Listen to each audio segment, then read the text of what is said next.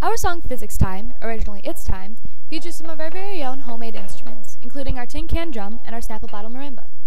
The tin drum works because a balloon is being stretched out over the top of the can and held by a zip tie. This tension is a force upon the balloon, so when you strike the balloon, it vibrates and a pitch comes out. One of our drums is higher because the tension is greater. Greater tension means a greater force, which produces a higher frequency, and thus a higher pitch. Our Snapple bottle marimba is based on the closed tube principle. The air in the bottle vibrates when it is struck and creates a pitch. Since it is a closed tube, the wave has to travel to the end of the tube and then back out through the opening, so it produces lower tones than an open pipe would.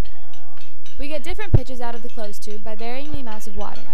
Water acts as the end of the tube, so more water creates a higher pitch because the whole wavelength goes through the smaller space quicker, increasing the frequency. Our light feature deals with multicolored shadows.